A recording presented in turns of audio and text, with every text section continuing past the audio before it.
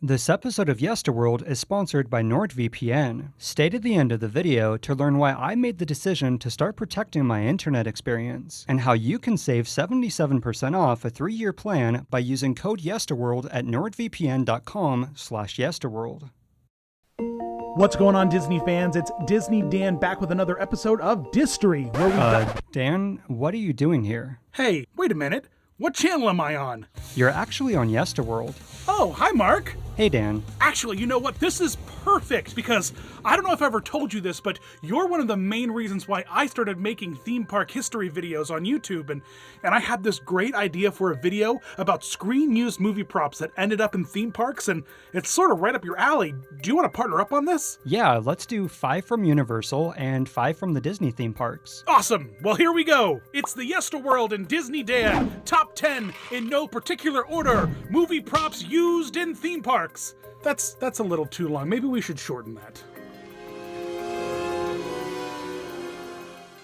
When Jurassic Park hit theaters in 1993, whether audiences knew it or not, they were given a 3-year early sneak peek at the in-development Jurassic Park The Ride. And today, the attraction remains a fan favorite in all of Universal Studios theme parks. Really spectacular, spared no expense. And if you visit the Discovery Center at Islands of Adventure, you'll even find a few movie props, as upon entering the facility from the lakeside entrance, you'll immediately come face to face with the iconic displays from Jurassic Park. But the dinosaur bones you see are no mere replicas, but the actual props as seen in the film. And on closer inspection, you can even see the hooks that were used to suspend them in the movie. But the Discovery Center has one more surprise, as on the cart brought out by scientists throughout the day is the actual amber prop used in the beginning of the film. And if you look closely, you can even see a small chunk missing, which had originally contained the plastic mosquito, but was later carved out.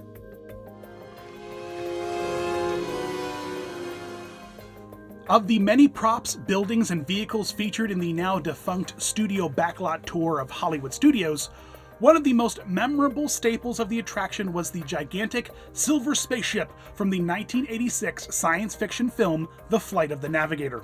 When the studio backlot tour opened in 1989, a single screen used ship with an open hatch could be spotted on the attraction's tour. But around 1991, a second ship debuted on the backlot, which, unlike its sister, was built completely solid and used mostly for the flying scenes. I only know what's in your head, and you don't know the way from your house to a 7-Eleven. Fast forward to 1994, when Magic Kingdom's Tomorrowland was being rebuilt into a newly themed intergalactic spaceport.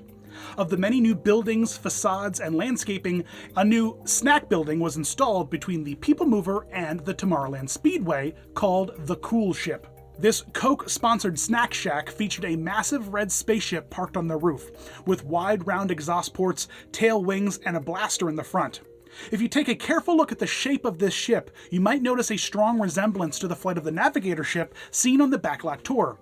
And around 1996, when you rode the Hollywood Studios attraction, you might also notice that one of the two ships was suddenly now mysteriously gone. To save money and recycle an old decaying prop, the Disney Parks team took it upon themselves to refurbish one of the old ships, one without a hatch, into the new Tomorrowland set decoration. To get a great view of this ship now, we highly recommend riding the People Mover. When making a list of some of Universal Florida's most immersive queues, the beloved E.T. Adventure often comes to mind. And about halfway through the queue, you come across E.T.'s communication device, but as you can tell by its various differences in appearance, this one was only a replica based off the one seen in E.T. the Extraterrestrial. You want to call somebody? However, the ride had another incarnation in Universal Studios Hollywood, and the communicator on display in that version of the ride's queue was the actual prop from the film. And when the ride closed in March of 2003, the prop was eventually relocated to Chicago's Museum of Science and Industry, despite popular belief that it wound up on display at Universal Studios Hollywood as evidenced by its many differences in appearance.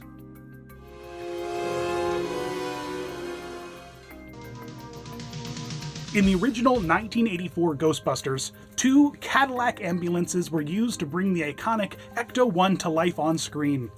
When the second Ghostbusters film hit theaters in 1989, Yes, we're back. fans were introduced to a new and improved Ghostbusting ambulance, lovingly dubbed the Ecto-1A.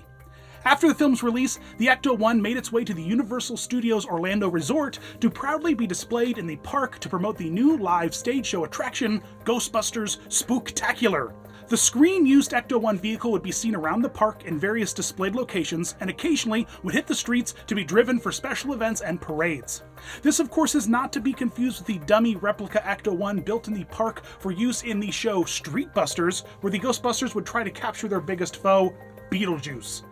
The Ecto-1A would hang around the park into the mid-2000s when an alleged crash took place during a parade, causing the vehicle to ultimately be retired. Sorry! My fault! In 2007, Sony Pictures announced a campaign to restore both the Ecto-1 and Ecto-1A, but after finishing the first vehicle, funds were depleted and the 1A was rolled into storage on the Sony prop backlot, never to be seen again. Now all that remains of the Ghostbusters in Universal Studios is a small shell of a facade of the firehouse in the New York area that has since been modified into a tunnel for the Rip Ride Rocket roller coaster.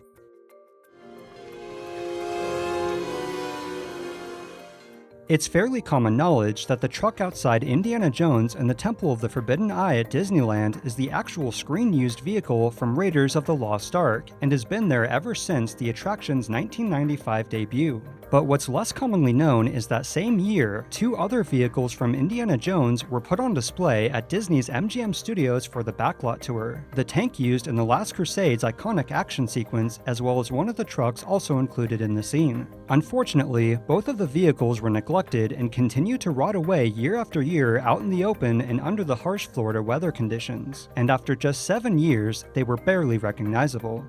You chose poorly. However, sometime between 2002 and 2003, both the tank and truck were moved to the exit of the Indiana Jones stunt show. And while by 2010, the vehicles had degraded even further, thankfully the following year, the iconic vehicles were given a thorough refurbishment, and today both the tank and truck from The Last Crusade can be seen looking just as good as the first day of filming. You have chosen wisely.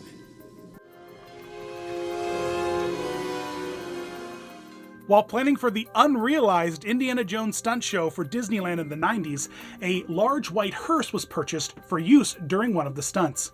When the show was ultimately replaced with the now famous Indiana Jones thrill ride, Imagineers were left in possession of this large white hearse with nowhere to put it.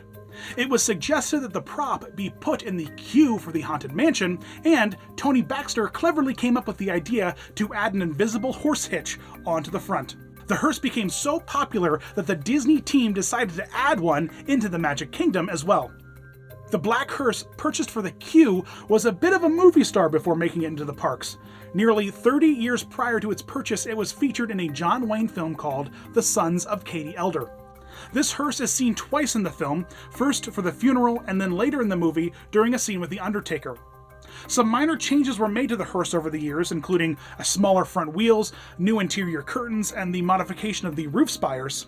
Now, the retired from acting hearse still makes its own special appearances on camera as a centerpiece of a not-so-scary Halloween party PhotoPass magic shot.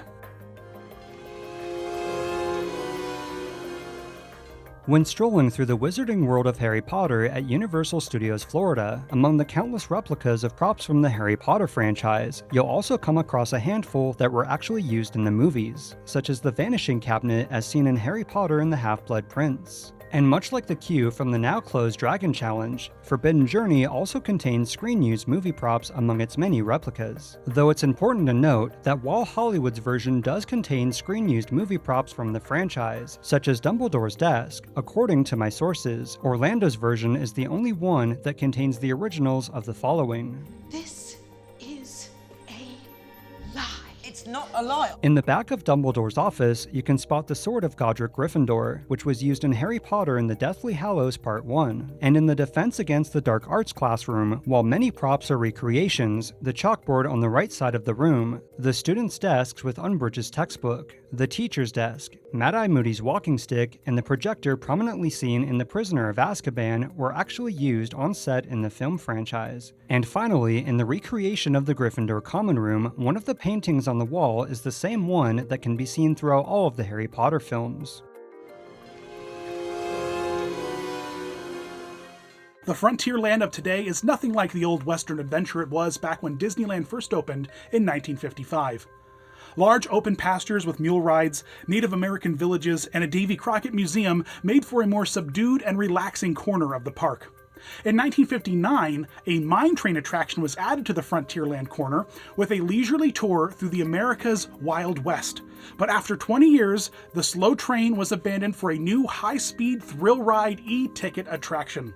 As construction started for Big Thunder Mountain in 1977, over at Walt Disney Productions, a new comedic western started filming called Hot Lead and Cold Feet. As production wrapped on the film in early 1978, Disney got wise to saving some money and snagged up a major prop piece from the film to use as set dressing in the new ride's queue. This steam mule handcart now sits proudly in pretty great condition in the queue area for Big Thunder Mountain in Disneyland, often overlooked as an authentic screen-used film prop.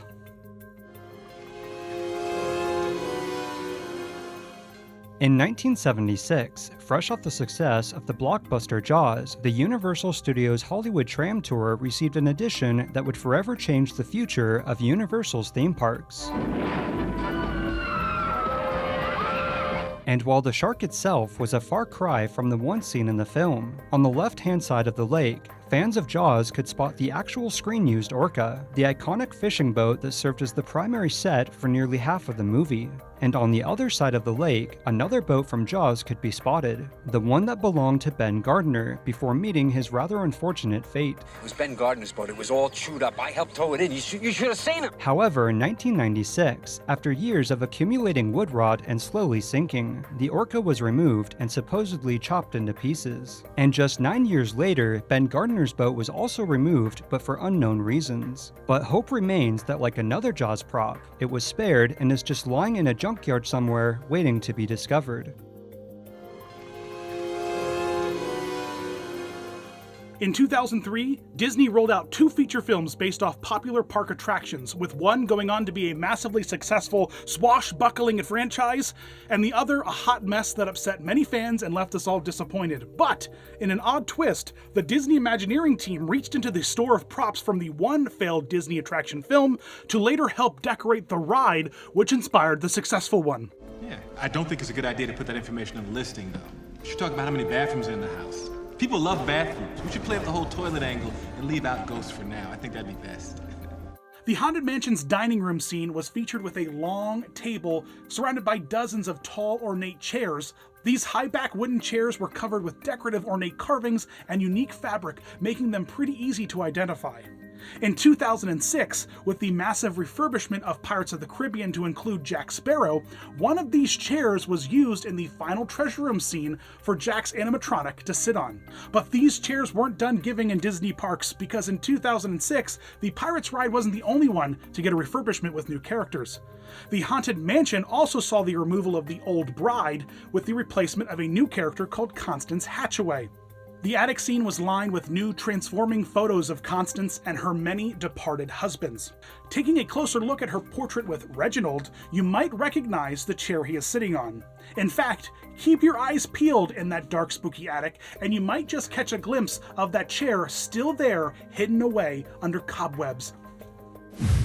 I hope you enjoyed the video and wanted to take a minute to talk to you about why I decided to start protecting my internet experience using NordVPN. The world is connected now more than ever, enabling us to have more access to information than ever, but unfortunately leaves our identity exposed now more than ever. Whether you look at recent events that leads us to question how safe our personal information is, or a high-profile YouTuber whose account and livelihood was hacked, any extra step we can make towards protecting ourselves is vital. Now personally, for a long time I'd heard about VPNs, but thought it was only for movie pirates or trying to access programs from another region. But I eventually realized it was for anyone who wants to keep their internet experience private and protected. For me, I was tired of seeing ads constantly trying to sell me something based off my internet history, and was terrified at the idea of my ISP slowing down my streaming or downloading speeds, which is essential to my workflow. I also never realized that a VPN encrypts the data going out from your your desktop, cell phone, or tablet, such as credit card numbers or banking information, which could otherwise be intercepted and read, which I now see how important it is when using public Wi-Fi at your favorite theme park, which I happen to do on a weekly basis, or even your local coffee shop, as without a VPN, you're incredibly vulnerable. Now, to be completely transparent, I originally went with another VPN service, but when I was given the opportunity to try NordVPN, I decided to permanently make the switch, as in addition to what I mentioned prior, they offer military-grade protection, over 3,700 lightning-fast servers and counting in 61 countries, and is the only VPN service to get a perfect score from PC Magazine. I also found their mobile app to be incredibly straightforward. So secure your internet experience today and take advantage of NordVPN's special offer to my viewers and get 77% off a 3-year plan that amounts to less than the cost of a cup of coffee per month. Just use my code Yesterworld and go to nordvpn.com/Yesterworld, or click on the link in the description to start protecting your internet experience today. I'd like to give a special thanks to the fantastic Disney Dan for collaborating with me on this video, and definitely go check out his channel and content. Thanks again for watching, and if you haven't already, make sure to subscribe and hit that bell and notification button, and I'll see you next time on Yesterworld.